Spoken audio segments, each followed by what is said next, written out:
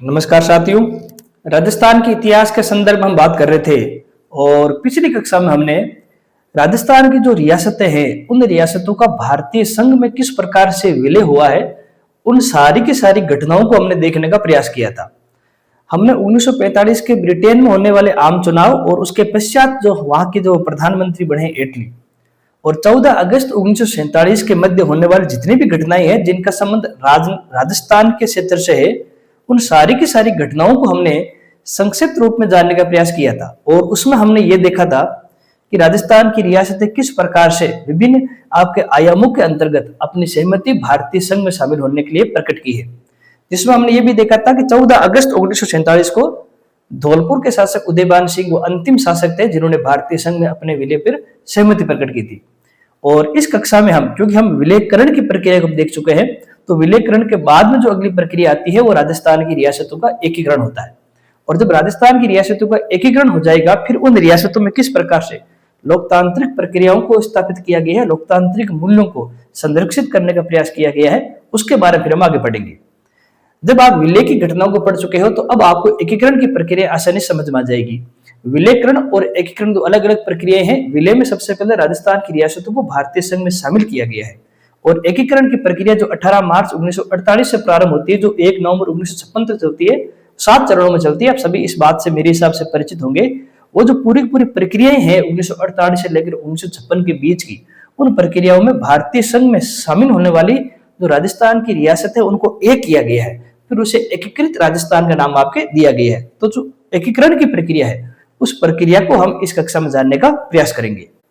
एकीकरण की प्रक्रिया पढ़ने से पहले सामान्य कुछ 2-3 बातें हैं, 2-3 फैक्ट हैं। आप उन फैक्ट को भी अपने साथ लिखते जाइए। क्या पता कोई ऐसा एग्जाम हो जिसमें इन सामान्य प्रश्नों के बारे में आपसे पूछ ले। तो जैसे आपके जब राजस्थान की एकीकरण की प्रक्रिया शुरू हुई तो उस समय की जो तत्कालीन स्थितियां हैं, तत्कालीन स्थितियों अगर हम देखेंगे विद्यार्थियों, तो राजस्थान के अंदर आपके 19 रियासतें थी। आप सब इन बातों से भली भांति परिचित है। 19 रियासतें थी और राजस्थान के अंदर आपके 3 ठिकाने थे और 3 ठिकानों के बाद में एक आपके केंद्र शासित प्रदेश था। हालांकि इन सब बातों से आप परिचित है, लेकिन फिर भी हम इस टॉपिक को शुरू कर रहे हैं तो सामान्य बातें हम पढ़ते चलेंगे तो हमारे लिए और आपके चीजें व्यवस्थित होती जाएगी। 19 रियासतें कौन कौन सी है, जब हम राजस्थान की एकीकरण की प्रक्रिया पढ़ेंगे पहले चरण से, तो सारी रियासतों के नाम आपके क्रमबद्ध आते रहेंगे। जो 3 ठिकाने थे, अक्सर इन ठिकानों से जुड़ा आपके प्रश्न पूछते हैं। एकीकृत राजस्थान से पहले हमारे यहाँ राजपूताना के अंदर 3 ठिकाने थे। एक ठिकाना आपके नीमराणा, दूसरा ठिकाना आपके कुशलगढ़ और तीसरा ठिकाना आपके लावा था। और जो आपके नीमराणा ठिकाना है, इस ठिकाने की जो आपके उस समय की अवस्थिति थी वह आपके अलवर रियासत में थी। इसके अलावा जो दूसरा ठिकाना है कुशलगढ़, इस कुशलगढ़ ठिकाने की जो अवस्थिति थी विद्यार्थियों, वह थी आपके बांसवाड़ा में। और जो तीसरा ठिकाना था विद्यार्थियों आपके लावा, लावा उस समय आपके जो जयपुर रियासत है उसका भाग था। और एकमात्र जो आपके केंद्र शासित प्रदेश है वह आपके अजमेर मेरवाड़ा था। इस बात से आप भली बातें जानते हैं।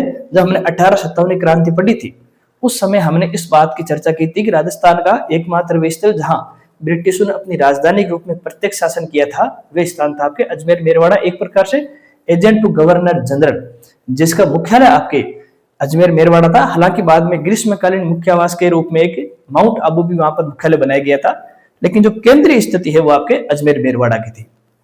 तो 19 रियासतें थी, 3 ठिकाने थे और एक केंद्र शासित प्रदेश था। तो संख्यात्मक अगर दृष्टिकोण से आप नजर डालेंगे तो ये 23 आपके क्षेत्र है। इन 23 क्षेत्रों का एक होने की जो प्रक्रिया है उस पूरी प्रक्रिया को ही एकीकरण कहा जाता है, जो आपके 7 चरणों में आपके विभाजित थी, जिसका आपके प्रारंभ 18 मार्च 1948 हुआ था और 1 नवंबर 1956 को ये आपके सारी जो प्रक्रिया आपके पूर्ण हुई थी। जब राजस्थान का एकीकरण शुरू हुआ था तो उस समय जो रियासतें थी, उन रियासतों में जो सबसे प्राचीन रियासत थी वह रियासत थी विद्यार्थियों आपके मेवाड़। और जो सबसे नवीन रियासत थी वह नवीन रियासत थी विद्यार्थियों आपके झालावाड़। और क्षेत्रफल की दृष्टि से जो सबसे बड़ी रियासत थी वह थी आपके जोधपुर या हम मारवाड़ भी कह सकते हैं। और जो सबसे छोटी रियासत थी क्षेत्रफल की दृष्टि से वह थी विद्यार्थियों आपके शाहपुरा। जब राजस्थान का एकीकरण पूरा हुआ था 1 नवंबर 1956 को, उस समय जो हमारे मुख्यमंत्री थे वह थे आपके मोहनलाल सुखाड़िया।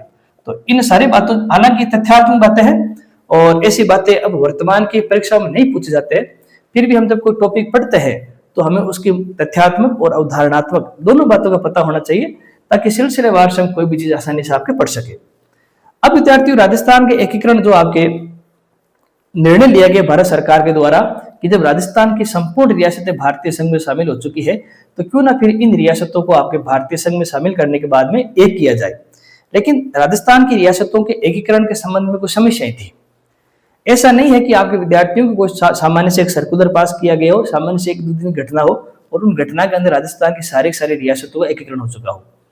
इसके तथ्य पीछे, इसके आप जो पीछे की घटनाएं हैं, उन घटनाओं को समझने के लिए आप एक ये बात पता होनी चाहिए कि जो 16 दिसंबर 1947 को जो भारतीय रियासती विभाग है, उन्होंने एक घोषणा की कि भारत के अंदर जो भी रियासतें हैं, अगर उनकी जनसंख्या 10 लाख से कम है, अगर उनकी जो जनसंख्या है विद्यार्थियों वह 10 लाख से कम है और उनकी जो आय है वे 1 करोड़ से कम है, जिनकी जनसंख्या आपके 10 लाख से कम है और जिनकी आय 1 करोड़ से कम है, ऐसी जितनी भी रियासतें हैं उनको भारतीय संघ में स्वतंत्र शामिल नहीं किया जाएगा।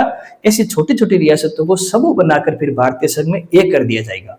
और जो रियासतें जिनकी आय 1 करोड़ से अधिक और जनसंख्या आपके 10 लाख से ज्यादा है, उन रियासतों को भारतीय संघ में एक स्वतंत्र इकाई के रूप में रखा जाएगा। तो यह निर्णय हमारे रियासती विभाग ने आपके 16 दिसंबर 1947 को किया था। अब विद्यार्थी जैसे ही डिसीजन आया, उस डिसीजन के बाद में राजस्थान की मात्र 4 ऐसी रियासतें थी जो स्वतंत्र रहने के आपके कगार पर थी भारतीय संघ में। एक आपकी थी जयपुर, एक दूसरी रियासत थी आपके जोधपुर, तीसरी जो रियासत थी आपके बीकानेर और चौथी जो हमारी सबसे प्राचीन रियासत है वो है आपके मेवाड़। अक्सर इनसे आपके प्रश्न पूछे गए हैं कि वो राजस्थान की कौन सी 4 रियासतें हैं जो भारतीय संघ के अंदर एक स्वतंत्र इकाई के रूप में शामिल होने की योग्यता रखती थी। तो 4 रियासतें हैं जयपुर, मारवाड़, बीकानेर और मेवाड़। क्योंकि इनकी जनसंख्या भी 10 लाख से ज्यादा थी और इनकी वार्षिक आय भी आपके 10 करोड़ से अधिक थी। तो जो ये 19 में से जो 4 रियासतें हैं, वो 4 रियासतें तो स्वतंत्र रूप से भारतीय संघ में शामिल हो सकती थी। लेकिन इन 4 के अलावा अगर हम आंकड़े देखें तो 15 तो रियासतें होगी, 3 ठिकाने हो गए, 1 केंद्र शासित प्रदेश होगी, तो फिर से टोटल आंकड़ा हो जाता है आपके 19। तो उन 19 रियासतों, ठिकानों और केंद्र शासित प्रदेशों को एक करना है। लेकिन एक करने से पहले हमारे सामने कुछ समस्याएं हैं। भारतीय संघ और भारतीय सरकार जो समय कार्यरत थी, उनके सामने एक दिक्कत ये आ रही थी कि आखिरकार इन सारे समूह को, इन सारे रियासतों को एकीकृत कैसे किया जाए। तो जो हमारे राजस्थान के एकीकरण की जो प्रमुख बाधाएं हैं, उन बाधाओं में तो सबसे पहले ये रियासतें स्वयं आगे आ रही थी। देखिए विद्यार्थियों, जो बड़ी रियासतें हैं वो बड़ी रियासतें छोटी रियासतों के साथ शामिल होना अपने प्रतिष्ठा के विपरीत मानती थी। कई बार एक बड़ी रियासत और दूसरी बड़ी रियासत आपस में जुड़ना भी अपने प्रतिष्ठा के खिलाफ मानती थी। प्रत्येक रियासतों को यह मानना था कि हमारी स्वयं की अलग संस्कृति है, हमारी स्वयं की अलग पहचान है और प्राचीन काल से हमारी एक अलग से प्रतिष्ठा बनी हुई है। इसलिए हम अपनी प्रतिष्ठा बनाए रखने के लिए ना तो किसी बड़ी रियासत में और ना ही किसी छोटी रियासत के साथ शामिल होंगे। फिर दूसरी बात यह थी, छोटी रियासतों को यह मानना था कि हमारी आय तो 1 करोड़ से कम और हमारी जनसंख्या 10 लाख से कम है, तो हमें दूसरी रियासतों के साथ शामिल कर दिया जाएगा। तो वो शामिल नहीं है, वो विलयकरण की प्रक्रिया है। हमें किसी छोटी रियासत को बड़ी रियासत में विलय कर दिया जाएगा। तो जो हमारी छोटी रियासतें हैं, छोटी रियासतों जो शासक है, उनका यह मानना था कि जैसे ही हमें बड़ी रियासतों के अंदर, समूह के अंदर शामिल कर दिया जाएगा, जैसे ही हमारा विलय हो जाएगा, तो हमारी भी प्रतिष्ठा, हमारी भी संस्कृति आपके समाप्त हो जाएगी। तो हम भी इस प्रकार के समूहकरण के खिलाफ है और हो सके हम इसका विरोध भी करेंगे। तो जो हमारे एकीकरण की प्रक्रिया की जो सबसे बड़ी बाधा थी, तो वो स्वयं आपके रियासतों की सोच थी, उनके विचार थे। बड़ी रियासतों की अलग समस्याएं थी, छोटी रियासतों की आपके अलग समस्याएं थी। जो दूसरी हमारे एकीकरण की जो बाधा थी, वे थी उस समय भारतीय क्षेत्र में होने वाले सांप्रदायिक दंगे। आप सब इस बात से परिचित है कि आजादी से पहले और आजादी के बाद भारतीय संघ सांप्रदायिक दंगों आप में संलिप्त हो गया था। भारत के 2 बड़े समुदाय आपस में संघर्ष कर रहे थे और राजस्थान के जो पूर्वी क्षेत्र है, अलवर, भरतपुर, धौलपुर, करौली, यहाँ पर भी हमें सांप्रदायिक दंगे देखने को मिले, जिसके बारे में हम मत्स्य संघ पढ़ेंगे तो और हम अच्छे तरीके से हम इसके बारे में और पढ़ पाएंगे। तो जो सांप्रदायिक दंगे है, तो उस समय भारतीय सरकार के सामने एक सबसे बड़ी चुनौती ये थी कि कैसे पहले इन क्षेत्रों के अंदर शांति स्थापित की जाए और शांति स्थापित करने के बाद में उनके शासकों को कैसे मनाया जाए एक दूसरे के साथ समूह बनाने के लिए। तो एक समस्या हमारे सामने ये भी आ रही थी कि हमें एक तरफ तो शांति स्थापित भी करनी है और दूसरी तरफ आपके हमें राजस्थान को एक करने का प्रयास आपके करना है। जो तीसरी बाधा थी वो भारत सरकार की थी। उस समय जो भारत में सरकार कार्यरत थी उसे हम अंतरिम सरकार बोलते हैं, जिसके मुखिया की भूमिका जवाहरलाल नेहरू निभा रहे थे। और रियासतों के मामले के अंदर जो सारी जिम्मेदारी सरदार वल्लभ भाई पटेल और वीपी मेनन को दी गई थी। भारत सरकार के दिमाग में भी 1947 के बाद कहीं ऐसा विचार नहीं था कि 19 रियासतों, 3 ठिकानों और एक केंद्र शासित प्रदेशों को एक करके राजस्थान बनाया जाएगा। उनके दिमाग में ऐसी कोई बात नहीं थी। वे तो धीरे धीरे सारी रियासतें एक होती गई और एक होने के बाद में ऐसी स्थितियां बन गई, ऐसी परिस्थिति उत्पन्न होगी कि वो सारी रियासतें एक होने के लिए आपके सहमति प्रकट होगी। तो उनसे पहले तो भारत सरकार के दिल और दिमाग में बात नहीं थी कि कोई एकीकृत राजस्थान बनाया जाएगा। जैसे जो हमारे अजमेर मेरवाड़ा के आसपास के क्षेत्र हैं, जैसे मान लीजिए आपके किशनगढ़ है या फिर मान लीजिए आपके शाहपुरा है, तो भारतीय सरकार का ये मानना था जैसे किशनगढ़ रियासत है, शाहपुरा रियासत है, उसको हम क्या करेंगे, अजमेर मेरवाड़ा के अंदर शामिल कर देंगे और उनको फिर एक राज्य या एक इकाई के रूप में भारतीय संघ में शामिल कर लेंगे। उसी प्रकार जो हमारी जो दक्षिणी क्षेत्र की जो हमारी रियासतें हैं उनके संदर्भ में निर्णय लिया गया था कि उसको गुजरात एजेंसी के अंदर शामिल कर लिया जाएगा। और जो हमारी दक्षिणी पूर्वी रियासतें हैं उनके संबंध में एक निर्णय लिया गया था कि उनको आपके जो मध्य प्रांत या जो मालवा की जो रियासत है उनमें शामिल कर लिया जाएगा। इसी प्रकार जो हमारी पूर्वी रियासतें हैं उनके संबंध में निर्णय लिया गया था कि उनको आपके संयुक्त प्रांत यानी जो उत्तर प्रदेश है वर्तमान में उसके अंदर कहीं ना कहीं उनको शामिल कर लिया जाएगा। तो जो आपके जो मध्यवर्ती रियासतें हैं उनको अजमेर मेरवाड़ा के अंदर शामिल कर लेंगे, दक्षिण और दक्षिणी पश्चिम को आपके गुजरात के अंदर, दक्षिण और दक्षिणी पूर्वी कुछ रियासतों को मालवा के अंदर और पूर्वी रियासतों के अंदर आपके गुजरात, आपके पूर्वी रियासतों को संयुक्त प्रांत में हम शामिल कर लेंगे। तो इस प्रकार से राजस्थान की रियासतों को कहीं अलग अलग क्षेत्रों में शामिल करने की बात भी भारत सरकार के स्तर पर चल रही थी। वह तो आपके 1950 के बाद में स्थिति कुछ ऐसी बन गई कि धीरे धीरे ये सारी चीजें आपके बंद होती गई, सारी चीजें विचार धुंधले पड़ते गए और सब एकीकृत राजस्थान की ओर मिलने का आपके प्रयास करने लगे। तो भारत सरकार भी कहीं ना कहीं इस बात को देख रही थी कि एकीकृत राजस्थान संभव नहीं है, इससे अच्छा है कि राजस्थान की रियासतों को उनकी भौगोलिक स्थिति के अनुसार पास की किसी अन्य बड़ी रियासत में आपके शामिल कर लिया जाए। तो राजस्थान की जो रियासतें हैं उन रियासतों के एकीकरण की 3-4 प्रमुख बातें नजर आती है। रियासतों के स्वयं के प्रतिष्ठा का प्रश्न हो गया, सांप्रदायिक दंगे हो गए और भारत सरकार भी एकीकृत राजस्थान की बात नहीं देख रही थी, नहीं सोच रही थी। तो कई बार हमारे जो प्रशासनिक सेवाएं जैसे होती है उनकी जो परीक्षा होती है RS मेंस जैसी, उनमें ऐसे आपके जो अवधारणात्मक प्रश्न होते हैं कि राजस्थान के एकीकरण से पूर्व भारत सरकार को किन किन आपके बाधाओं, किन किन समस्याओं का सामना करना पड़ा, उन पर आपके विचार कीजिए। तो ये 3-4 समस्याएं हैं और बिल्कुल लॉजिकल समस्याएं हैं, आप इनको देखकर रटेंगे नहीं, 1-2 बार पढ़ेंगे तो आप खुद को समझ में आ जाएगा कि इतने बड़े क्षेत्र को एक करना कोई आम बात नहीं रही है। तभी तो हमें ये 1948 से 1956 लगभग 8 वर्षों का आपके समय लगा है इन सारे क्षेत्रों को एक करने के लिए।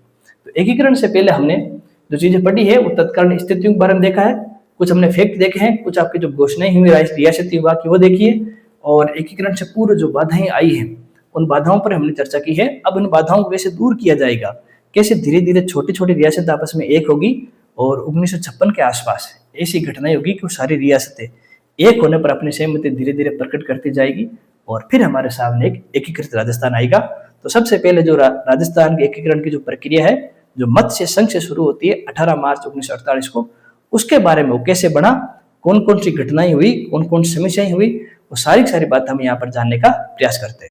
एकीकरण का जो पहला चरण था उस चरण को हम मत्स्य संघ के नाम से जानते हैं। आप सबने पढ़ा होगा 18 मार्च 1948 को राजस्थान की जो 4 रियासतें थी, अलवर, भरतपुर, धौलपुर और करौली, और उसके साथ अलवर रियासत का एक भाग जो एक ठिकाने के रूप में स्थापित था नीमराणा, इन सबको आपके समूह रूप में संगठित करने के बाद में उसको कन्हैयालाल माणिकलाल मुंशी जी ने मत्स्य संघ का नाम दिया था। तो किस प्रकार से मत्स्य संघ हमारे सामने आया और उसके बनने में हमें कौन कौन सी समस्याओं का सामना करना पड़ा, फिर कैसे सारी समस्याओं को पार करते हुए भारतीय सरकार ने मत्स्य संघ का निर्माण किया है, उन सारी बातों को हम यहाँ पर जानने का प्रयास करेंगे।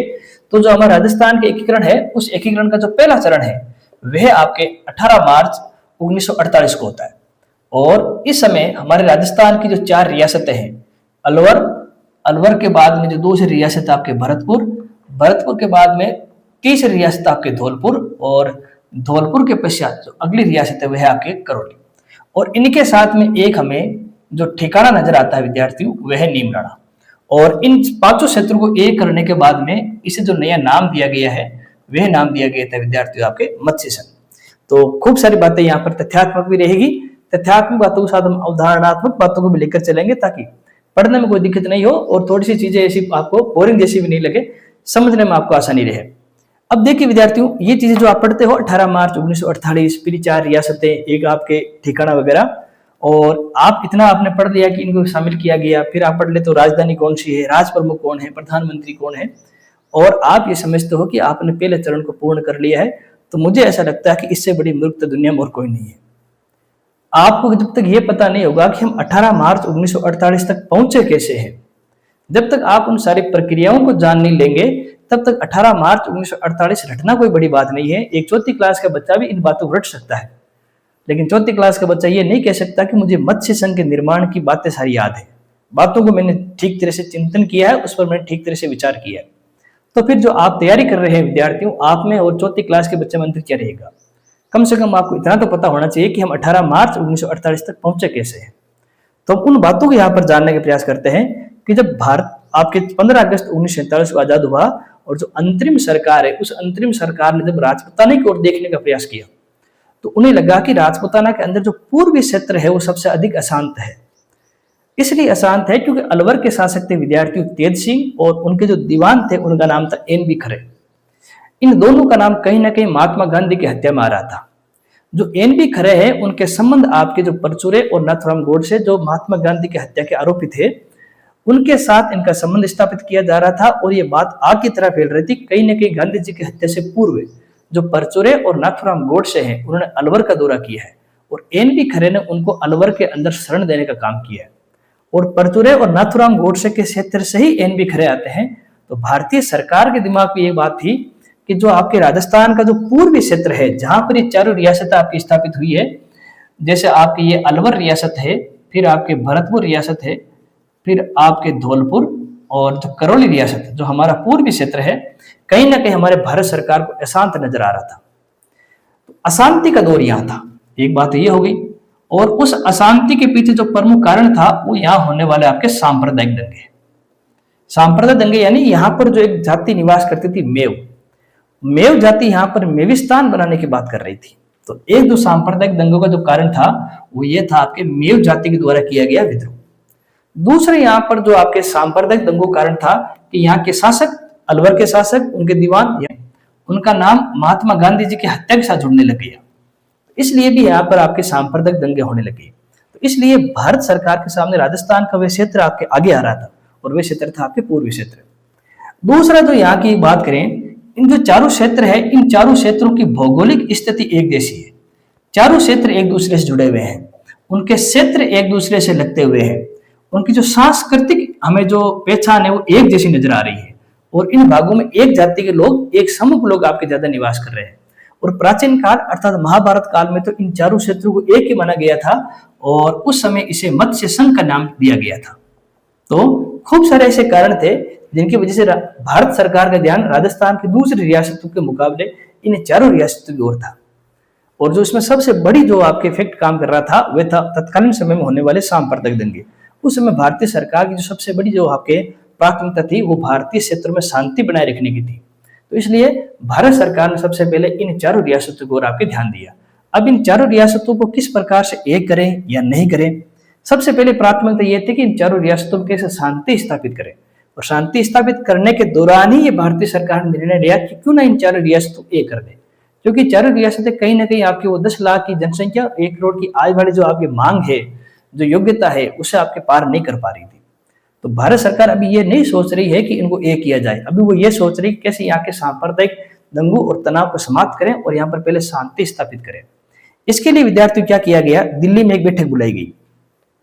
जो सांप्रदायिक यहाँ पर दंगे हो रहे हैं उसके निवारण के लिए जो पहला काम किया गया था, वो पहला ये काम किया था कि उस समय जो अंतरिम सरकार है, अंतरिम सरकार के रियासती विभाग के मुखिया सरदार वल्लभ भाई पटेल, उनके नेतृत्व में दिल्ली में एक बैठक बुलाई गई थी।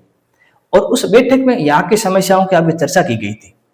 और इसी बैठक में निर्णय लिया गया था कि जो आपके वीपी मेनन है, जिनके बारे हम पहले बात कर चुके हैं, जो रियासती विभाग के सचिव के रूप में कार्य कर रहे थे, वीपी मेनन को एक आपके हम कह सकते हैं कि निरीक्षणकर्ता के रूप में अलवर भेजा गया। उनको अलवर भेजा गया ताकि अलवर की जो परिस्थितियां हैं, ये जो अलवर, भरतपुर, धौलपुर, करौली, जहां पर हमें सांप्रदायिक तनाव देखने को मिल रहे हैं, वहां आप जाइए, उनके कारणों का पता लगाइए। न केवल कारणों का पता लगाइए बल्कि वहां पर हम निवारण कैसे कर सकते हैं, उनके सुझाव देने के लिए वीपी मेनन को फिर आपके अलवर भेजा गया। और जब वीपी मेनन को अलवर भेजा गया तो उन्होंने अपने कुछ सुझाव दिए, और उन्होंने जो सबसे पहला सुझाव ये दिया भारत सरकार को कि जो अलवर का जो प्रशासन है वह भारत सरकार स्वयं अपने हाथ में ले ले, ताकि अलवर के अंदर शांति स्थापित की जा सके। अब जैसे ही आपके ये सुझाव वीपी मेनन ने दिया है, उसके बाद में जो भारत सरकार है, तो भारत सरकार ने 7 फरवरी 1948 को, देखिए विद्यार्थियों तारीख ज्यादा याद नहीं रखनी है, घटना ही आपको समझ में आ जाए वो बड़ी बात है। 7 फरवरी 1948 को फिर आपके भारत सरकार ने अलवर के शासक तेज सिंह और उनके दीवान एन.बी. खरे को दिल्ली तलब किया गया, और वहां पर ये बात उनको बताई गई, उनको समझाई गई कहीं ना कहीं आपके अलवर क्षेत्र अशांति से गुजर रहा है और आप उस अशांति को समाप्त करने या उनकी समस्याओं को समाधान करने में सक्षम नहीं हो रहे हो, इसलिए अलवर का प्रशासन आपको भारत सरकार को देना पड़ेगा। और अलवर के शासक तेज सिंह, वहां के दीवान एन.बी. खरे ने भारतीय सरकार के दबाव की वजह से, भारतीय सरकार की सूझबूझ की वजह से अपने अलवर का प्रशासन भारत सरकार को दे दिया। तो इस प्रकार से जो पूर्वी क्षेत्र है जो सबसे ज्यादा अशांति के दौर से गुजर रहा था वो था अलवर, और अलवर रियासत का फिर आपके प्रशासनिक कार्य भारत सरकार ने लिया। अब बच्चे रटते हैं कि राजस्थान की कौन सी रियासत है जिसका प्रशासन भारत सरकार ने अपने हाथ में लिया, फिर वो अलवर रट कर जाते हैं। तो उसमें कहीं रटने की आवश्यकता नहीं है, प्रशासन अपने हाथ में लेने के पीछे कोई ना कोई कारण रहे होंगे, और वो सारे कारण मैंने आपको यहाँ पर बता दिए हैं। इसके बाद विद्यार्थी जो दूसरी रियासत थी अलवर के पास में, वो थी भरतपुर, और जो भरतपुर के शासक थे उनका नाम था बृजेंद्र सिंह। बृजेंद्र सिंह और इनके एक भाई थे विद्यार्थियों जिनका नाम था गिरिराज शरण सिंह। बृजेंद्र सिंह और उनके भाई गिरिराज शरण सिंह के काल के अंदर भरतपुर के अंदर भी कुछ आरोप लग रहे थे। जैसे भरतपुर के अंदर जो मेव है, जो एक मेविस्तान बनाने की बात कर रहे हैं, उन पर मानवीय अत्याचार आपके बृजेंद्र सिंह कर रहा है। एक और आरोप लगा था बृजेंद्र सिंह पर कि बृजेंद्र सिंह ने अपनी रियासत के अंदर गोला बारूद बनाने के कारखाना स्थापित कर लिया है, और भविष्य में उन कारखानों बनने वाले जो अस्त्र शस्त्र है उनका प्रयोग भारतीय संघ के खिलाफ भी किया जा सकता है।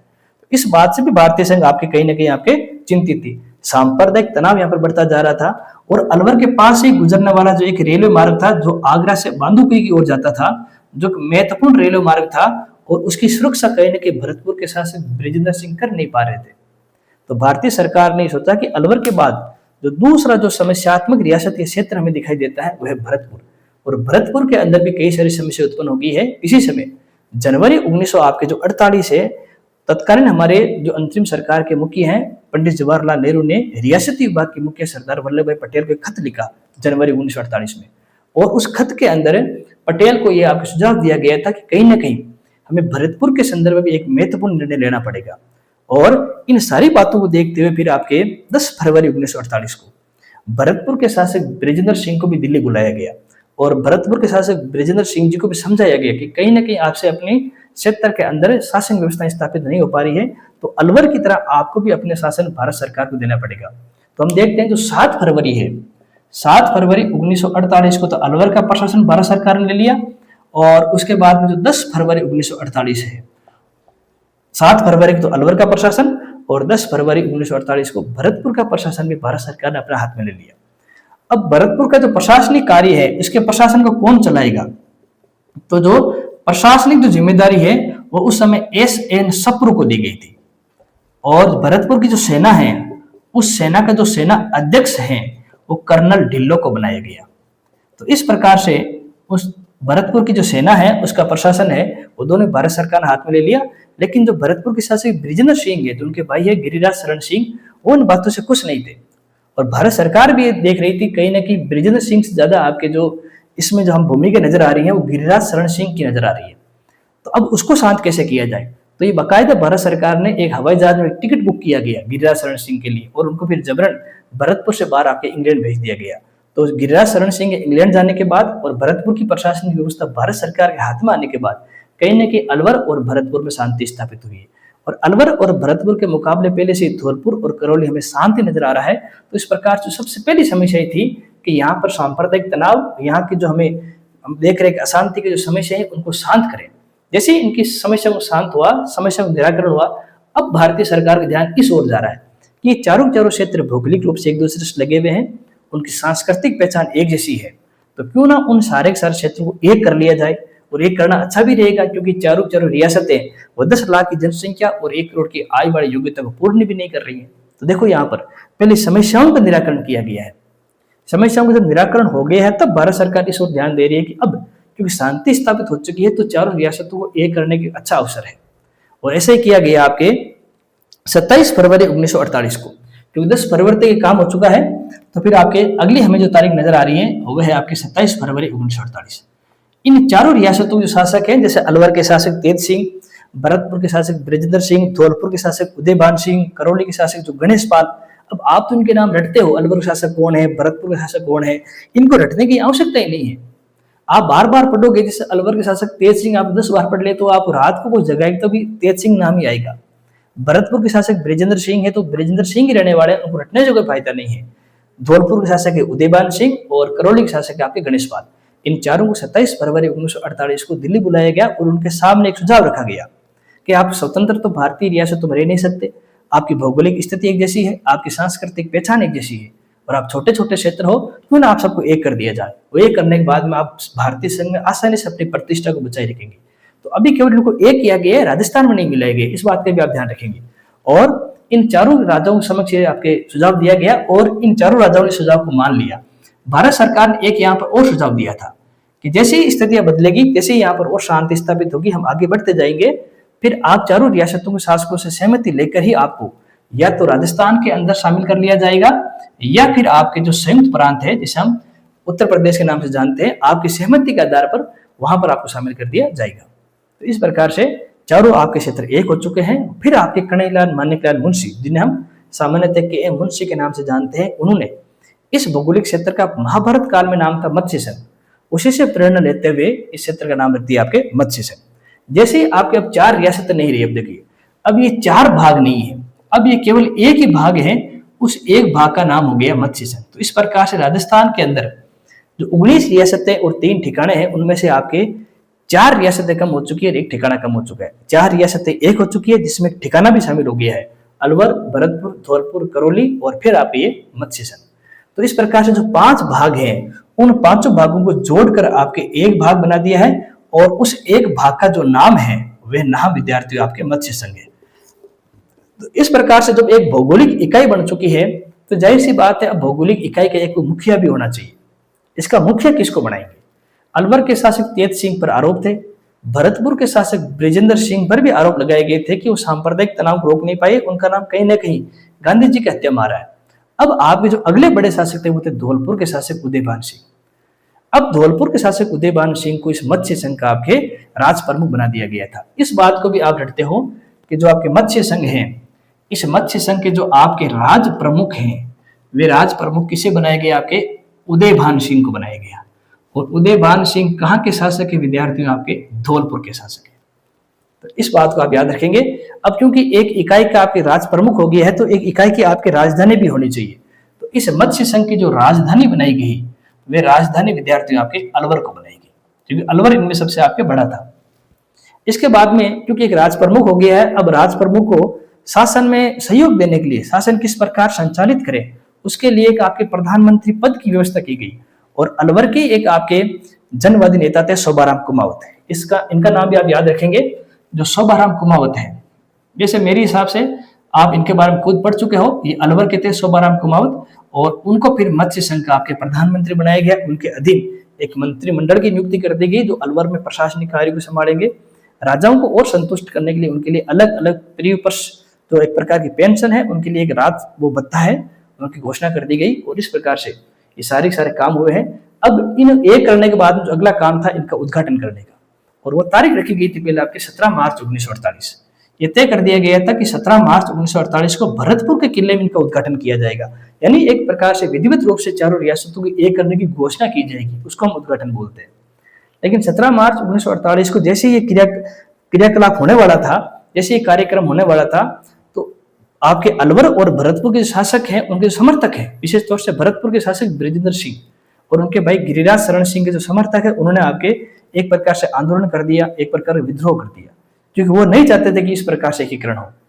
और आपके जो किसान नेता थे ठाकुर देशराज, उनको भड़काया गया। उनको ये कहा गया कि इन जो आपकी जो नई रियासत को नया आपके समूह बना है, इसमें जो नया मंत्रिमंडल बना शोभाराम कुमावत के नेतृत्व में, उसमें किसानों का अच्छा प्रतिनिधित्व नहीं है।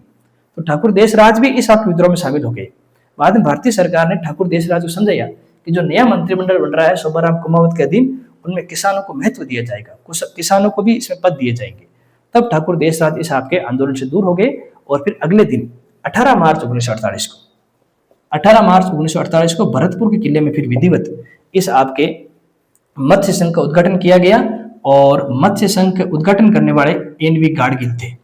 इनका पूरा नाम नरहरि विष्णु गाडगिल है, जो समय एन.वी. गाडगिल के नाम से प्रसिद्ध थे। और उन्होंने फिर आपके 18 मार्च 1948 को भरतपुर के किले में विधिवत रूप से मत्स्य संघ का आपके गठन किया। और अब आप इस बात को समझिए विद्यार्थियों कि 18 मार्च 1948 को मत्स्य संघ का उद्घाटन हुआ, ये बात आप रट लेते हो, लेकिन हमें कम से कम 15-20 मिनट लगे हैं कि हम किस प्रकार से 18 मार्च 1948 तक पहुंचे। सारी घटनाएं हुई हैं, कैसे सांप्रदायिक तनाव उत्पन्न हुए हैं, कैसे वहां आपकी समस्याएं थी, उन समस्याओं का किस प्रकार से भारत सरकार ने समाधान किया, फिर उन क्षेत्रों की राष्ट्रीय एकता, उनकी आपकी सामाजिक जाति आपकी जो एकता उनको पहचान की, कैसे रियासतों के शासकों को बुलाया गया, उनका एकीकरण किया गया और किस प्रकार से फिर उस आपके संघ का उद्घाटन किया गया। अब मेरे हिसाब से आप नहीं रटेंगे कि 18 मार्च 1948 को राजस्थान के जो 7 चरण एकीकरण के उसका पहला चरण समाप्त 18 मार्च 1948 को हुआ है। उस दिन चारों रियासतें एक ठिकाने एक हुए हैं और विभिन्न प्रकार के पदाधिकारियों की नियुक्ति की गई है। अब हम जो अगला दूसरा चरण है राजस्थान के एकीकरण के संदर्भ में उसकी चर्चा करते हैं। दूसरा जो चरण आता है हमारा राजस्थान के एकीकरण का, वह था विद्यार्थियों राजस्थान संघ। 25 मार्च 1948 राजस्थान की जो आपके लगभग 9 रियासतें हैं और एक आपके जो ठिकाना है उनको एक करके फिर एक नया नाम दिया गया उनके लिए, राजस्थान संघ। अब ये राजस्थान संघ 25 मार्च 1948 को कैसे बना है उस सारी प्रक्रिया को हम समझते हैं। तो जो हमारा दूसरा चरण है विद्यार्थियों, उस दूसरे चरण को जो हमने नाम दिया है वह नाम है आपके राजस्थान संघ। और राजस्थान संघ का जो आपके निर्माण हुआ है वह हुआ है विद्यार्थियों आपके 25 मार्च 1948 को। अब ये कैसे हुआ है, किस प्रकार इसकी प्रक्रिया चली है उसको हम देखते हैं। देखिए विद्यार्थियों, जब 4 रियासतों को एक कर दिया गया, अलवर, भरतपुर, धौलपुर और करौली, यानी जो रियासतें पहले 19 थी अब उनमें जो 4 है वो आपके कम हो गए हैं। अब 4 की जगह हम एक ही क्षेत्र को मानेंगे, वो क्षेत्र आपके मत्स्य संघ है। लेकिन इन 4 के अलावा जो 15 रियासतें हैं, अब उनके संबंध में किस प्रकार से निर्णय लिया जाए, तो सबसे पहले भारत सरकार का ध्यान हमारे राजस्थान के जो कुछ मध्य और दक्षिण पूर्व और दक्षिणी पश्चिम और दक्षिणी पूर्वी रियासतों को ओर गया। और इनके संबंध में फिर कुछ निर्णय लेने की भारत सरकार ने आपकी योजना बनाई। जैसे आपके यहाँ पर कुछ रियासतें हैं, जैसे एक आपकी रियासत है शाहपुरा। शाहपुरा रियासत के पास में एक रियासत है विद्यार्थियों आपके टोंक। टोंक के बाद में एक पास में रियासत एक और है विद्यार्थियों आपके किशनगढ़ है। तो इनके बारे में से निर्णय लिया गया कि क्यों ना इनकी आपके जो है, जैसे मानिए इनकी अगर भौगोलिक स्थिति को देखें विद्यार्थियों, तो भौगोलिक स्थिति इनके पास में नजर आ रही है, टोंक की, शाहपुरा की और आपकी किशनगढ़ की। टोंक तो पता ही आपकी रियासत है, शाहपुरा की स्थिति भीलवाड़ा के अंदर है वर्तमान में, और किशनगढ़ आपके जो पहले अजमेर मेरवाड़ा के पास में था आपकी। तो एक प्रकार से 3 रियासतें हैं। तो भारत सरकार ने सोचा कि क्यों नहीं 3 रियासतें हैं और इसके पास में एक चीफ कमिश्नरी प्रांत है अजमेर मेरवाड़ा, तो क्यों ना हम इनको आपके एक कर दें। इसके बाद में जो राजस्थान के दक्षिणी पश्चिमी क्षेत्र में कुछ रियासतें हैं, जैसे एक थी आपके मेवाड़, यहाँ पर सबसे प्राचीन रियासत है। फिर जो दूसरी रियासत हमें नजर आ रही है विद्यार्थियों, वह थी आपके डूंगरपुर। डूंगरपुर के पास में एक और रियासत थी बांसवाड़ा, और बांसवाड़ा के अंतर्गत एक ठिकाना आता था विद्यार्थियों जिसका नाम है कुशलगढ़। और फिर यहाँ पर एक रियासत और है आपके, उसका नाम है प्रतापगढ़। इनके संबंध में निर्णय लिया गया था कि क्यों ना मेवाड़ तो जो रियासत है उसको तो हमें समूह के अंदर शामिल करने में हम कह सकते हैं कि जोर जबरदस्ती नहीं कर सकते, क्योंकि मेवाड़ जो रियासत है उस मेवाड़ रियासत की जो आपकी आय है वो 1 करोड़ से ज्यादा है और उसकी जनसंख्या आपके 10 लाख से ज्यादा है। इसलिए मेवाड़ रियासत को किसी समूह के अंदर शामिल करने का प्रश्न नहीं उठता। तो इस बारे में तो भारत सरकार ने अभी कोई निर्णय नहीं लिया है।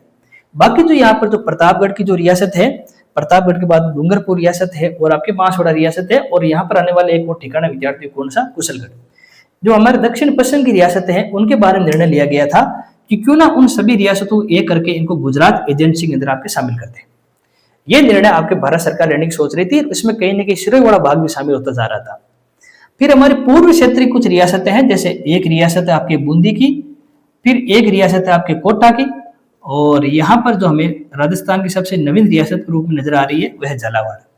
और इनके संबंध में निर्णय लिया गया था कि क्यों ना हम इनको मध्य प्रांत जो है मालवा की जो रियासत है उनके अंदर शामिल कर दें, क्योंकि जो हमें 9 रियासतें नजर आ रही हैं, जैसे डूंगरपुर, बांसवाड़ा, प्रतापगढ़, किशनगढ़, शाहपुरा, टोंक, बूंदी, कोटा और झालावाड़, इनके संबंध में ये बात थी कि इनकी ना तो जनसंख्या आपके 10 लाख से ज्यादा है, ना इनकी आय आपके 1 करोड़ से अधिक है। तो जाहिर सी बात है इन सारी रियासतों को इनके पास की किसी बड़ी रियासत में शामिल करना था। लेकिन विद्यार्थियों, इस बात का विरोध डूंगरपुर, बांसवाड़ा और कुछ हद तक कोटा, बूंदी की रियासतों के शासकों ने किया। वो अपनी रियासतों को किसी दूसरे क्षेत्र की रियासतों के अधीन शामिल नहीं करना चाहते थे। और फिर एक ये इन शासकों की ओर से प्रयास किया गया कि क्यों ना अपने आसपास की छोटी छोटी रियासतों को एक करके हम खुद के स्तर पर ही एक संघ बना ले, और भारत सरकार सुझाव दे कि वो हमें एक एकीकृत संघ के रूप में फिर आपके एक संघ का नाम दे दे, और उस संघ के रूप में हमें राजस्थान के अंदर ही आपको शामिल रखें। और भारत सरकार ने फिर क्या किया, जो आपकी 9 रियासतें हैं, 9 रियासतों नाम आपके सामने नजर आ रहे हैं, डूंगरपुर, बांसवाड़ा, प्रतापगढ़, किशनगढ़, शाहपुरा, टोंक, बूंदी, कोटा और झालावाड़, 9 तो रियासतें होगी, और उसके अंदर एक ठिकाना था कुशलगढ़। उनको फिर आपके एक कर दिया, और एक करने के बाद में इसको जो नाम दिया गया वो नाम था आपके राजस्थान संघ। इसका जो एकीकृत प्रक्रिया है वो 25 मार्च 1948 को पूर्ण हुई, और इसे राजस्थान संघ का उद्घाटन करने का काम भी एन वी गाडगिल ने किया था, जिनका नाम अभी आपने पढ़ा है कि जो हमारे मत्स्य संघ है उसका उद्घाटन करने का काम भी एन वी गाडगिल ने किया था, और राजस्थान संघ का उद्घाटन करने का काम भी आपके एन वी गाडगिल ने किया था। अब क्योंकि ये 9 रियासतें और एक ठिकाना अब एकीकृत समूह बन चुका है, अब क्यों ना ये समूह बन गया है, तो इसका भी एक राज प्रमुख होगा, इसका भी एक प्रधानमंत्री होगा, और इसकी भी एक राजधानी होगी। तो विद्यार्थियों, जो एकीकृत समूह है, इस समूह की जो राजधानी है वह राजधानी आपके कोटा को बनाया गया, और कोटा के शासक थे आपके भीम सिंह द्वितीय। कोटा के शासक आपके भीम सिंह द्वितीय, इनको राज प्रमुख बनाया गया। तब वहां के बूंदी के जो शासक थे बहादुर सिंह जी, उन्होंने इस बात का विरोध किया, क्योंकि उनका मानना था कि बूंदी की भी अपनी एक प्रतिष्ठा है, और बूंदी के शासक को भी कोई ना कोई आपके पद दिया जाए। तो बूंदी के जो शासक थे बहादुर सिंह, बूंदी के शासक जो थे आपके बहादुर सिंह, उन्हें उपराज प्रमुख बनाया गया। उनको एक प्रकार संतुष्ट रखने का यहाँ पर प्रयास किया गया, और यहाँ की प्रशासनिक व्यवस्था संभालने के लिए जो आपके शाहपुरा के हैं गोकुल लाल असावा, आपने इनका नाम सुना होगा कई बार, आप जब प्रजामंडल आंदोलन पढ़ते हैं, इन प्रजामंडल आंदोलन में इनका नाम आप खूब सुनता है, गोकुल लाल असावा जी। और इनको फिर यहाँ के प्रधानमंत्री बनाया गया। इनके नेतृत्व में एक लोकप्रिय मंत्रिमंडल गठन किया गया, और उनको जिम्मेदारी दी गई कि इस क्षेत्र की प्रशासनिक व्यवस्था को आप बनाए रखें। तो इस प्रकार से जो हमारी 9 रियासतें और एक ठिकाना है वो भी एक हो गया। अब देखिए विद्यार्थियों, जो हमारी 19 रियासतें हैं, उन 19 रियासतों में जो 4 रियासतें हैं वह तो आपके मत्स्य संघ से ही बाहर निकल चुकी है। तो जो मत्स्य संघ के अंदर हमने 4 रियासतों को एक कर दिया गया है, उसके पश्चात 19 में से 4 चलेगी, तो अब हमारे पास जो रियासतें बची वो आपके 15 है। अब 15 रियासतों में से हमने यहाँ पर 9 रियासतों को फिर से एक कर दिया है। तो जैसे ही 15 में से 9 रियासतें राजस्थान संघ में शामिल हो जाएगी। एक बात आप ध्यान रखेंगे, जो राजस्थान नाम है सबसे पहले इस दूसरे चरण में ही उपयोग में लिया गया था। कई बार ऐसी छोटी मोटी बातें पूछ लेते हैं। तो जो आपके 15 में से 9 रियासत चली गई है 25 मार्च को, अब इसके बाद हमारे पास 6 रियासतें बची है, और वो 6 रियासतें कुछ इस प्रकार से है। एक जो रियासत है वह है विद्यार्थी सिरोही, दूसरी जो रियासत है वह है आपके जैसलमेर, और इसके बाद में जो 4 रियासतें हैं उनको तो भारत सरकार अपनी जो प्रस्ताव है उसके अनुसार तो भारत संघ में स्वतंत्र रहने का अधिकार था। वो 4 रियासतें थी, एक तो आपके मेवाड़ की, अगली जो रियासत है वह है आपके मारवाड़ की, फिर आपके एक रियासत है आपके जयपुर की, और इनके बाद में जो एक और रियासत जिसको स्वतंत्र रहने का अधिकार था भारतीय संघ के अंदर, वे थे आपके बीकानेर। अब 25 मार्च 1948 के बाद में भारतीय सरकार के समक्ष इन 6 रियासतों का प्रश्न था। इसके बाद जो 3 ठिकाने हैं, उन 3 ठिकानों में से जो निम्न ठिकाना है उसका तो जो आपके समापन आपके हम कह सकते हैं मत्स्य संघ के साथ ही हो गया। जो दूसरा ठिकाना था कुशलगढ़, उसका समापन भी आपके राजस्थान संघ के साथ हो गया। तो 6 रियासतों के बाद में अब भारत सरकार के समक्ष एक ही आपके ठिकाना बचा है, वह लावा, और एक चीफ कमिश्नरी प्रांत बचा है विद्यार्थियों, वह है अजमेर मेरवाड़ा। अब इनके संबंध में भारत सरकार को निर्णय लेना है कि इनको राजस्थान के अंदर या फिर इनको कैसे भारतीय संघ में शामिल करने के पश्चात उनकी स्थिति को बनाए रखें। क्या कुछ ऐसी स्थिति उत्पन्न हुई है कि धीरे धीरे ऐसा कुछ हुआ कि सबकी सब 6 रियासतें, एक ठिकाना और एक केंद्र शासित प्रदेश राजस्थान के अंदर, राजस्थान के अन्य समूह के अंदर आपके शामिल होता गया, और फिर वो एक एकीकृत राजस्थान के रूप में हमारे सामने आया। तो जो बाकी के जो आपके जितने 5 चरण हैं, उन चरण की आपकी चर्चा हम अगली कक्षा में करेंगे। तब तक के लिए धन्यवाद।